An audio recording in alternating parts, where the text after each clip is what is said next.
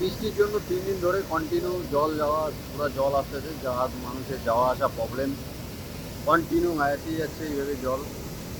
পাহাড়ে ঘুরে বৃষ্টি হচ্ছে, পাহাড়ের বৃষ্টি টোটাল আছে এই রাস্তায়। এখানে কি ব্রিজ হলে ভালো হতো নাকি? ব্রিজ হলে ভালো হতো। প্রায় তো দেখি আমরা আপনার এখানে আটকে যাই। হ্যাঁ, এখানটায় কন্টিনিউ এরকম।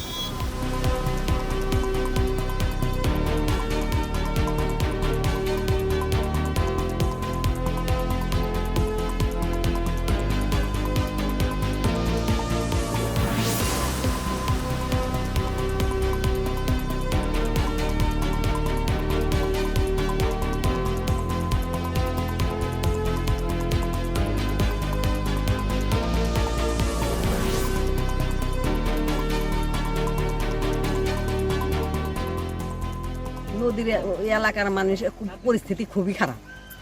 কি কি শহর সমস্যা? এলাকার সবই জলে তল। আচ্ছা ওগো ঘর বাড়ি পেয়েছে তো। আচ্ছা।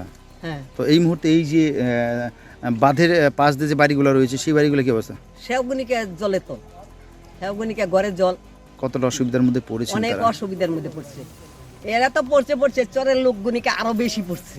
আচ্ছা, বলছিলাম এই মুহূর্তে সরকারি কোনো সাহায্য কি ওনারা পেয়েছেন বা পাবেন?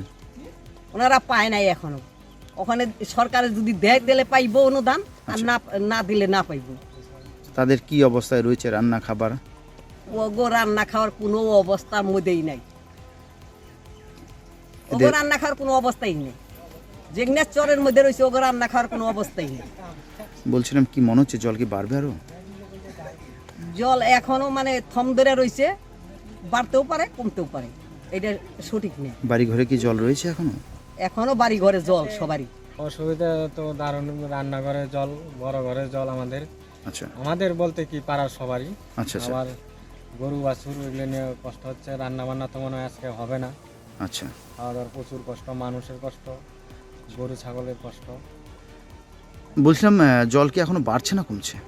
এখন বর্তমান বাড়তেছে না, কিন্তু আবার বাড়তে পারে। মানে আপাতত স্বাভাবিক অবস্থায় রয়েছে, কিন্তু জল আছে বাড়িতে, ঘরে। ঘরে এখনো জল রয়েছে। বলছিলাম এই মুহূর্তে সরকারি কোনো ত্রাণ পেয়েছেন? বর্তমান তো আসে নাই। এখন আসেনি। আজকে কি রান্না চলবে বাড়িতে বা পরিস্থিতি রয়েছে রান্না করার? রান্না করার পরিস্থিতি নেই বর্তমান। এই মুহূর্তে আবার রান্না করার পরিস্থিতি নেই। তাহলে তো শুকনো খাবার বা যদি সরকারের পক্ষ থেকে দেওয়া হতো তাহলে তো আপনাদের সকালের খাবারটা অন্তত হয়ে যেত না? হ্যাঁ, কি বলবেন সরকার ত্রাণ দিক? সমস্যা, জলেরও সমস্যা হয়ে গেল। মানে কি পানীয় জলের সমস্যা? পানীয় জলের সমস্যা, আচ্ছা আচ্ছা। কল অব্দি জল। মানে টিউবওয়েল যে রয়েছে সেখানেও জলমগ্ন?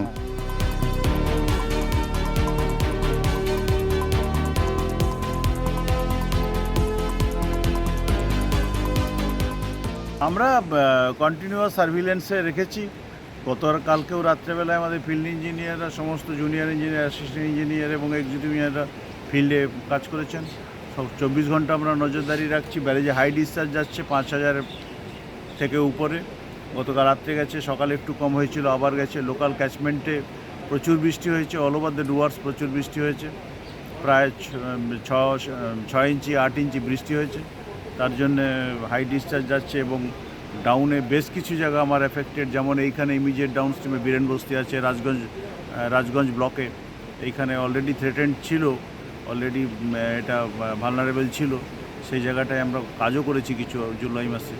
আবার নতুন করে কিছু স্লিপ ইত্যাদি দেখা দিয়েছে, আমরা টেক আপ করে নিয়েছি কিছু রাত্রেবেলায়, এখনই দেখে এলাম ওখানটায়। এরপরে ডাউনেও আছে আমাদের বাকালিতে কয়েকটা স্পারে, ধরমপুর বাকালিতে কয়েকটা স্পার আমাদের রয়েছে, ড্যামেজ হয়ে গেছে নোজগুলো। চাংমারিতে বেশ কিছু জায়গায় জল ফ্রিবোর্ড অতিক্রম করেছে, তার মানে আর বেশি হলে ওভারটপ পড়ে যাবে। তো ওভারঅল পরিস্থিতি কন্ট্রোলেই আছে। আমরা 24 ঘন্টা নজরদারি রাখছি এবং যতটুকু ব্যবস্থা এখন নেওয়া যায়। বৃষ্টি পড়ছে বলে কাজে ব্যাঘাত ঘটছে, সবসময় জলটাও নামছে না, তবু আমরা যতটুকু যা করা যাবে সেই পরিস্থিতি মোকাবেলা করার জন্য সেই অ্যাকশানগুলো আমরা নিয়ে রেখেছি।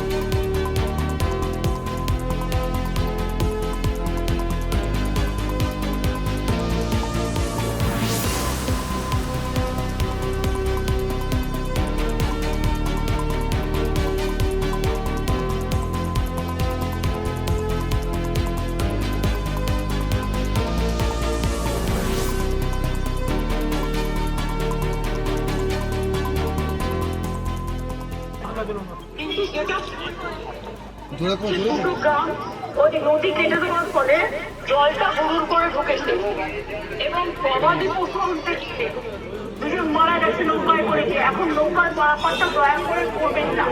গবাদি পশু আটকে গেলে গভর্নমেন্ট আপনাকে গবাদি পশু দিয়ে দেবে, কিন্তু নিজের প্রাণটা বাঁচান। আর আপনারা নিশ্চিন্তে থাকুন, ভুটনির চকে, মানিক চকে যা যা কাজ করার আমরা প্রত্যেকটা কাজ করব। কালকেও আমি 7-8 জন পরশুদিন পাঠিয়েছিলাম, আমাদের গভর্নমেন্ট অফিসার তারা সব সামনে করে এসছে। কালকে সামিরুল গেছিল এবং ঋতব্রত গেছিল, আজকে ববিকে পাঠানো হয়েছে। আর আমি আব্দুর রহমানের সাথে কথা বলেছি, সাবিত্রী মিত্রও আছে ওখানে। সবাই মিলে যতটা পারবো আপনাদের সাহায্য করবো।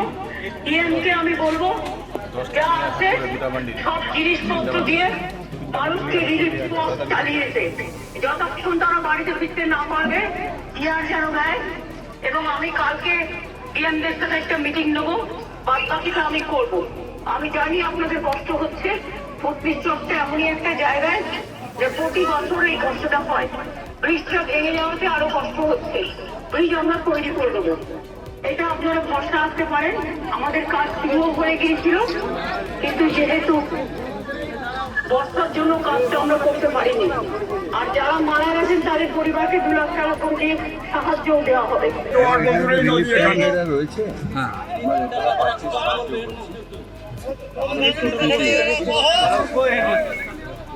এগুলো একটা প্ল্যানিং করে মমতাদি অলরেডি করছে, যাতে জলটা না আসে, যাতে করে জলটা একটু ওপর থেকে নেপাল থেকে এই ভুটান আর সিকিম থেকে জলটা হয়ে হাই স্কুলটা একটু পরে। এটা এখন বিগত 2 বছর থেকে এখানে কাজ হচ্ছে না, নদী পাড়ে সেটার ব্যাপারে নিজে এক্ষুনি তো মাইকে বললো স্কুলটাও শেষ, এইটুকু অল্প দূরে আছে আমাদের স্যার।